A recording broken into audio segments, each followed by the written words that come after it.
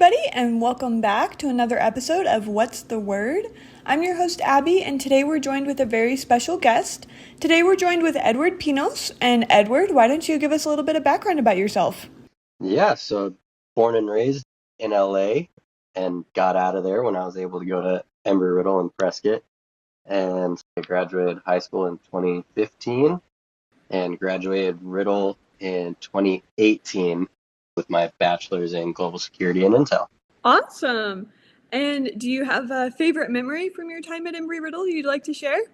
Be dangerous if I didn't say meeting my wife at Riddle wasn't my favorite memory, so I'm going to go with that one. That is a very safe answer here. And so what do you currently do for work? Yeah, so I work for CrowdStrike, which everyone should know who they are now. If you hadn't heard before, you know as of July. But I am an insider risk analyst on their global security team, and I've been there for only about 4 months now. And do you have a favorite part? Yeah, so I think doing the investigation, speaking with employees and protecting the company and further protecting our customers is my favorite part. I love talking to people and figuring things out and digging into exactly what's going on. So that's definitely been my favorite part. Awesome. Yeah, that sounds like a very rewarding job. Yeah, it really is. CrowdStrike is pretty much critical infrastructure where we are now, supporting all these customers and their cybersecurity environments. So keeping CrowdStrike safe in turn keeps a lot of other businesses safe. So glad to be there. Right. And now, what does a typical day look like at CrowdStrike? Oh God, we're almost 10,000 people now.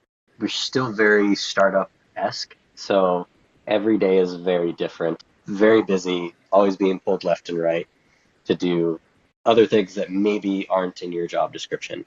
It's a lot of, investigations coming through, and then when I don't have that, it's working on programmatic improvements to strengthen the security posture and do things that are new and forward leaning in the security world to make us really stand out and be the safest company out there that we can be. So very different every single day, but it's a lot of fun work and all needs to get done.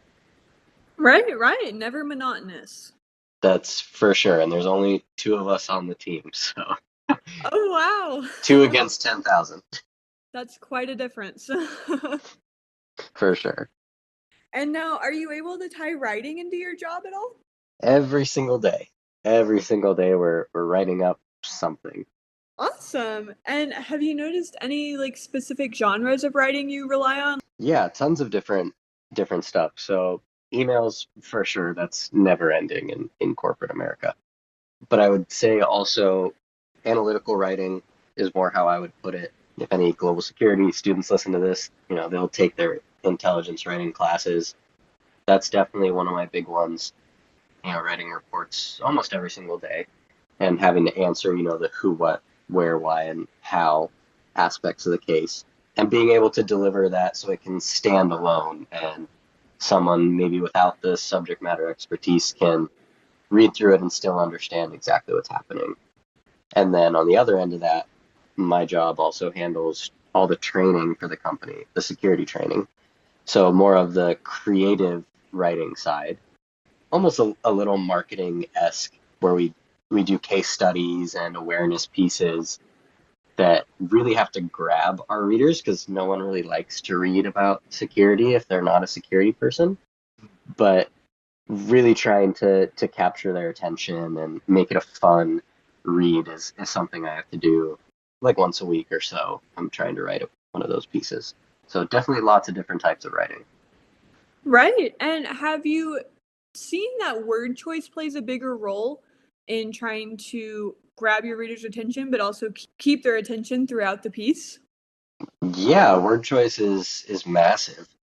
As a security person, there's a lot of lingo and acronyms that we use on a daily basis that if you're not a security person, you just wouldn't understand it. So really we have to bring it down into meeting your reader on their level And it doesn't mean they're dumber or anything like that. All the people at CrowdStrike are geniuses, but it's making it something that they can understand. So word choice is vital, and it's the same in Intel writing and pretty much everywhere, right? You have to know who's going to be reading your work to understand exactly what's going to make them tick. Right, right. So definitely playing more towards the reader. Yeah, absolutely. It's a must in everything I do. Awesome. And have you noticed any big differences or similarities between the writing you did while at Embry-Riddle and the writing you're doing now? Yeah, so Intel writing is pretty similar. You know, you'll have sort of industry lingo and stuff that you need to get used to, but that, just comes with time on the job. But Intel writing is pretty similar across the board in getting your bottom line up front, making it really succinct, and then going through and describing, the five W's, who, what, where, why, and just making sure you hit all those points, right? All of that has to be included in your Intel writing. And, my creative writing has evolved over time. The global security program is obviously heavily focused on Intel, so I didn't really do a lot of creative writing in college. That's really been with this job. Yeah, so no similarities there, but definitely Intel writing. Those courses at Riddle are really important and really match with what you're going to see in the workforce. Right, right. That's awesome. Very good that Riddle prepares you so well for that.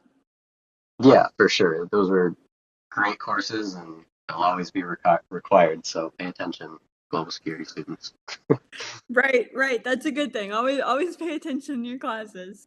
And so I do only have one more question for you today, Edward, and that is, do you have any advice for our current Eagles other than pay attention in class?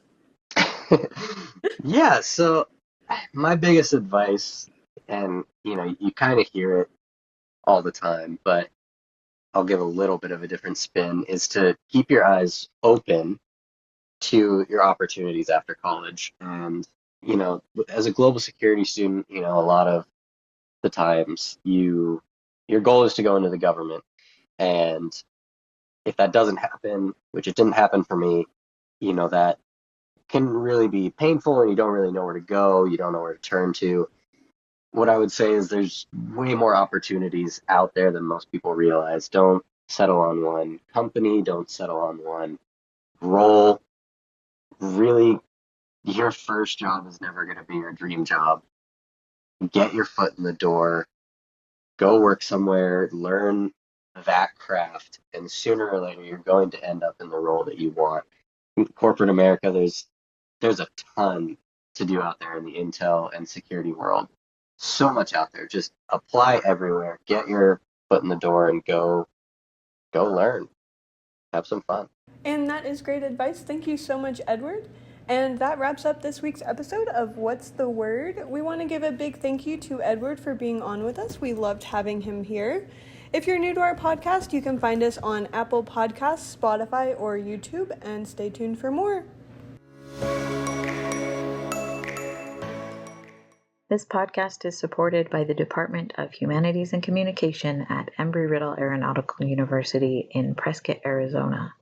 Our hosts are Abigail Bradbury and Owen Smith.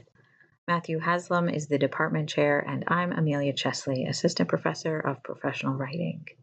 Many thanks to the Prescott Campus Writing and Design Lab for hosting our transcripts. The intro and outro music is Wanderer by Alex. You can find us where most podcasts are found, and please do reach out if you are a Prescott Campus alum. We'd love to feature you in a future episode.